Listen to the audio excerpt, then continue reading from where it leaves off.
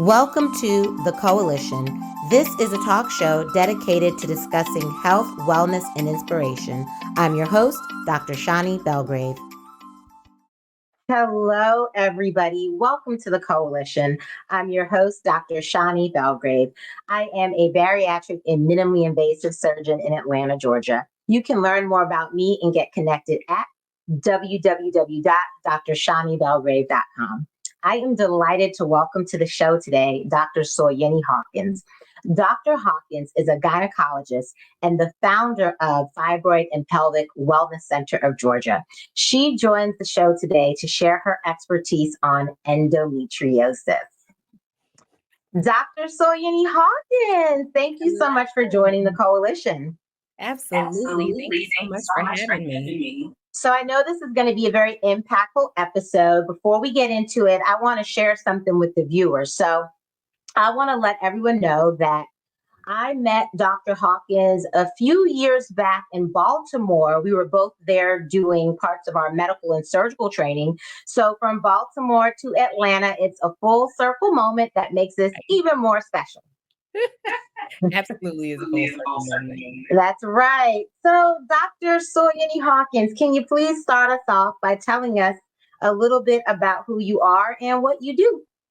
Absolutely. So I too am a minimally invasive surgeon. I'm a gynecologist, so I do all pelvic floor surgeries, essentially anything that is non-cancerous that needs surgical intervention. So as the name of my practice kind of hints at, fibroids are near and dear to me, but I also do endometriosis surgery on cysts, surgery for pelvic pain and discomfort, kind of the full gambit, incontinence and prolapse even, and things like that.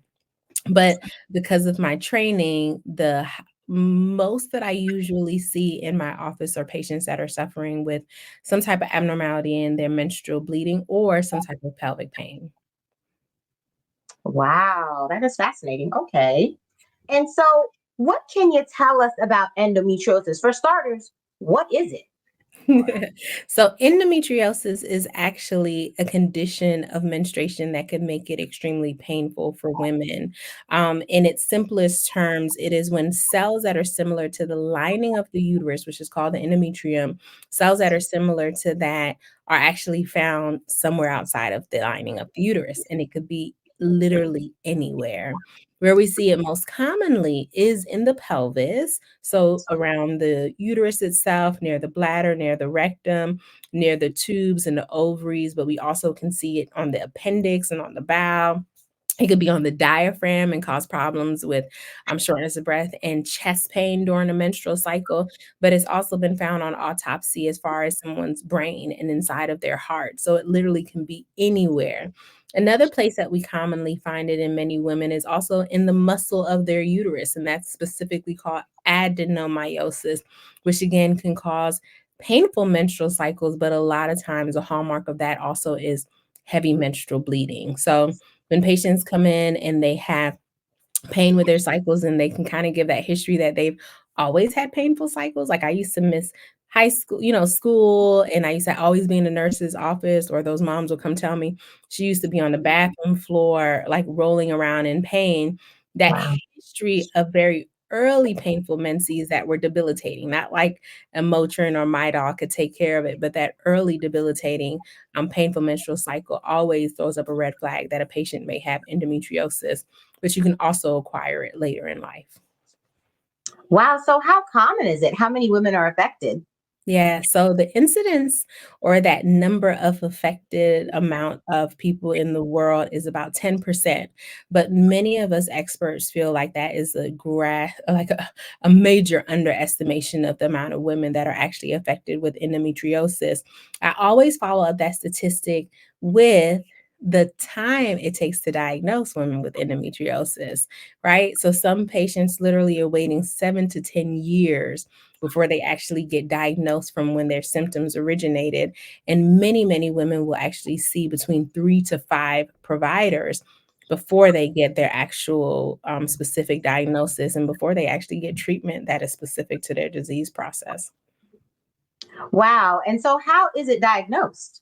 Yeah, so it's not an easy diagnosis, and only because there's not a non-invasive way to really see endometriosis, right? You can't do an ultrasound and see these itty bitty implants. If you, in the textbooks, we kind of define it, well, not define, but describe it as powder burn lesions, right? So if you can imagine something that's just like a tail of the pen on a piece of paper inside of the pelvis, you can't see that on imaging. You can't see it on an ultrasound. You can't see it on an MRI.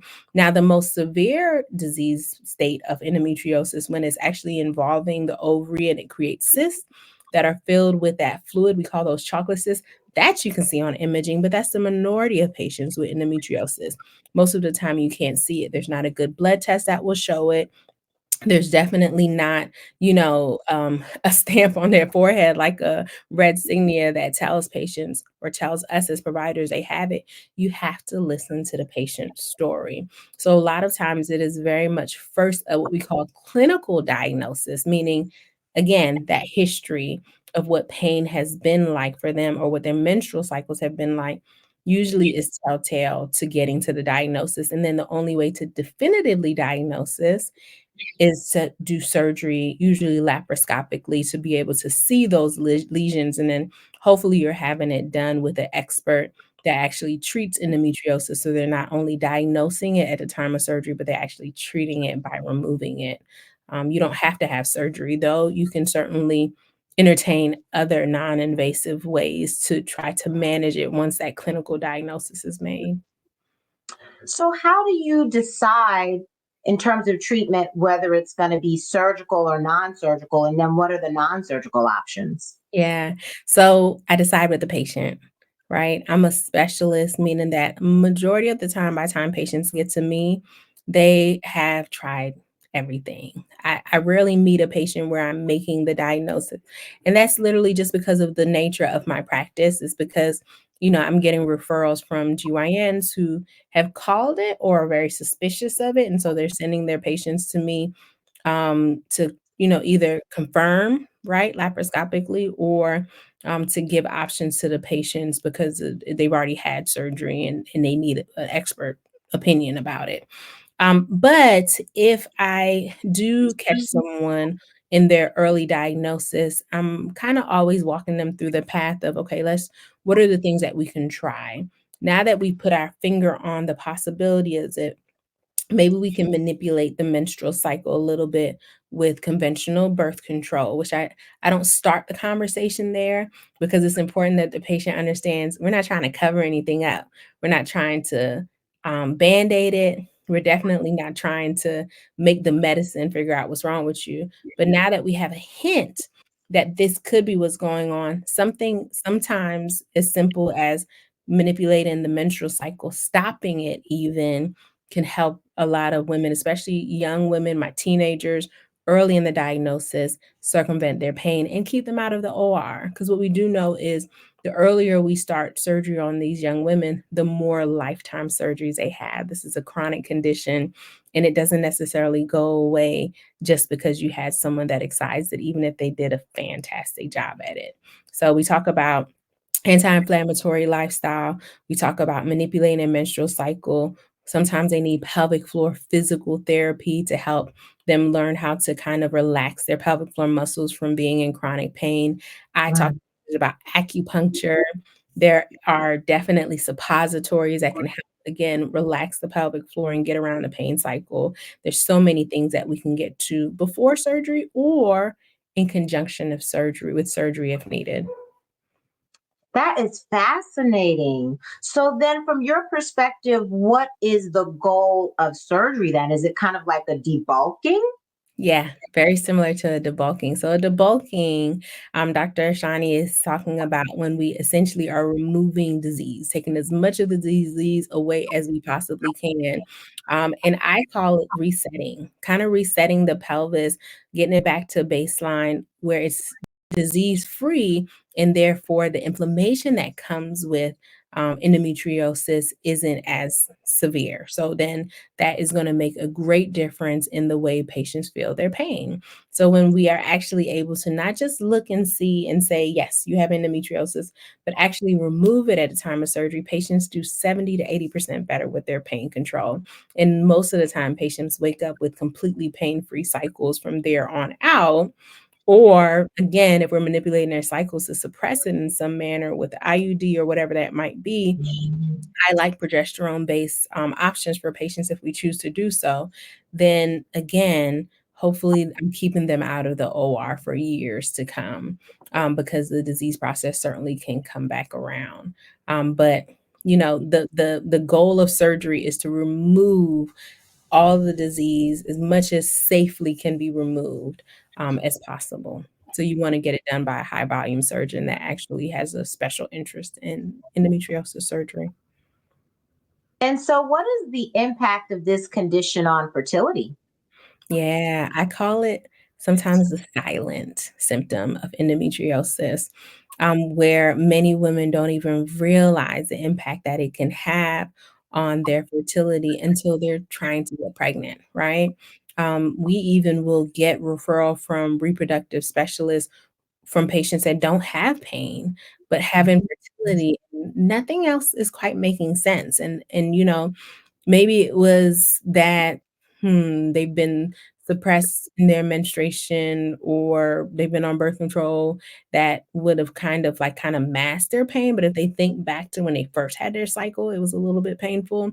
Sometimes we scratch our head, and when that infertility happens, we're circling back to see, could it be something else there that is actually causing their pelvis to be in more of this inflammatory state? So, endometriosis, the reason you have pain with your cycle is because estrogen sensitizes these implants. So, right before we bleed with our menstrual cycle, our estrogen surges, right? Our body is constantly, God is constantly preparing us for pregnancy. So your estrogen goes up because then if you're pregnant, it's going to help maintain that pregnancy in the uterus. However, if you're not pregnant, egg and sperm didn't meet, your estrogen drops. So most patients with endometriosis will have pain right before they actually bleed. That pain is that sign of inflammation. That same inflammation can be problematic for egg and sperm meeting, right? And that same inflammation sometimes is because of adhesive disease on the fallopian tubes or those cysts on the ovaries I was talking about earlier. And again, that can make it hard for egg and sperm to meet. So it absolutely can impact fertility. So, then in that instance, would you say if someone's trying to conceive and they're having those issues, do you lean more towards surgery in that instance, or? Most of the time, yeah, most of the time because of we wanna debulk, like you said, we wanna take down that state of inflammation, we wanna kinda clean out that pelvis and, reset for them so they can have better chances of being successful even if they're on a IVF journey. It does make a difference. Is it known what causes this, or are there certain risk factors? Yeah, so the cause of it is not known. However, we do kind of sit in the theory that most patients are born with endometriosis. Not every, and I'm gonna clear that up real quick, but we feel like the majority of patients that have almost like a hereditary predisposition, my mom had it, my grandmother had it, it definitely is a hereditary link that they're born with that already there. And when they begin their first menstruation, because that's when they get that estrogen surge, that's when they start to have pain. Again, you know, it kind of is like it doesn't make sense that it can be so painful from such an early age unless it was present before, right? It was already Mhm. there. So that is one theory. There are also risk factors for endometriosis, such as fibroids. Yeah, it's almost like plumbing. There's another theory that endometriosis is not necessarily there, but it implants itself. When you menstruate, some of the blood flow out, some of it actually backs up and goes through the fallopian tubes and implants itself in the pelvis. So people who have fibroids, especially fibroids are tumors that grow in the muscle of the uterus. Some of those tumors can literally block the release of blood out or because they themselves bleed a lot, can make that blood flow so much that's trying to come out of the uterus, clots form, and some of that blood backs up into the pelvis and implants itself. So, there's a lot of misconceptions about endometriosis and what that stereotypical patient looked like. When I was training, the textbook kind of always showed a very slim, Caucasian female. We now know that there's no phenotype for endometriosis. There's no picture perfect. This is what the patient's going to look like. It literally can affect all women of every different shade, culture, patients with PCOS, patients with fibroids, patients with adenomyosis and other disease states could also concomitantly or by themselves have endometriosis too. Wow, dropped a lot of knowledge. There's some stuff we went through that I didn't get in medical school. Me too. That's why we're fellowship trained and specialists. Me too. Whoa, super impactful. So, Dr. Hawkins, what would be your takeaway message for people watching the show that tuned in to learn about endometriosis? What would be one thing that you'd want to stick with them for them to remember about the condition? Yeah. So one thing I would like to stick with people, especially women, but not just women, husbands, brothers, cousins, grandmas, have conversations about this, about menstruation. It should not be such a taboo topic that it's not shared because it's below the belt. Understanding your lineage and history and what different disease processes look like in your family tree is extremely important. And sometimes I'll tell women, think about your daughters and the fact that if you went through this, they might go through it too. Have conversations, have a good understanding of what is normal and what is not normal. Because a part of that whole statistic of women taking 7 to 10 years to get diagnosed and 3 to 5 doctors, some of it is on us. Some of it is on that misunderstanding of what is normal and what is not normal. I do not believe that we were made as women to just be on this earth to suffer with some of the diseases that we suffer from. So understanding that, okay, Motrin, relief, that might be normal, but laying on the bathroom floor and being stuck in the house for a week every menstrual cycle, that is not normal. But we have to have conversations like this. Thank you so Yeah. much for having me. Conversations like You this. open invitation to come to the coalition anytime. You have such expertise in such a variety of things that I'm sure there's lots more we could talk about. I appreciate you. Well, thank you so much, Dr. Hawkins. For people that would like to connect with you, what is the best way for them to reach out to you or get a consultation?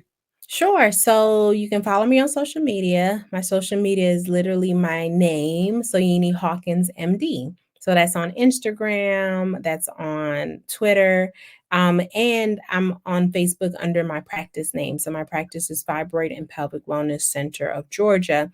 And if you're simply just searching the World Wide Web, just put in getfibroidhelp.com. And like I said, I take care of fibroids and endo and cysts, and my practice actually is a complete whole from beginning to end women practice, with the exception of delivering babies. We don't do that anymore because we felt like we needed to kind of concentrate on beyond the obstetrical side for women, right? We're so much more than just our pregnancies and delivery, even though it's a beautiful, beautiful, beautiful thing. We also need care in all those other aspects too. So we're a full service women's health providers. We specialize in surgery, but we also do annuals and well women's and things like that.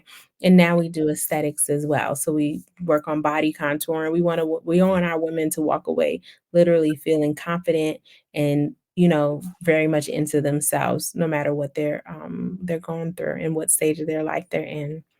So thank you for having Absolutely. So that's what the show's all about. How can we empower people to live their best lives? So that's wonderful that you're doing those things. I have to ask, when you talk about what's normal and what's not normal, fatigue as it comes to menstrual cycle, in your opinion, normal, not normal? not normal, not normal. Yeah, and if it's happening, you better eat some green leafy vegetables and take your iron supplements. It makes a There's difference. always many questions fluctuating around the menstrual cycle, what's normal, what's abnormal, so I figured I would pick your brain on that one. Well, thank you so much, Dr. Soyini Hawkins. We'll see you next time. Thank you so much. Well, everybody, thank you so much for tuning in to another impactful episode of The Coalition. I'm your host, Dr. Shani Belgrave. You can get connected with me at www.drshanibelgrave.com. Very special thank you to Dr. Soyini Hawkins, gynecologist and founder of the Fibroid and Pelvic Wellness Center of Georgia. Thanks everybody for watching. Please make sure that you share this episode with family and friends so that we can share information about endometriosis. I'll see y'all next time.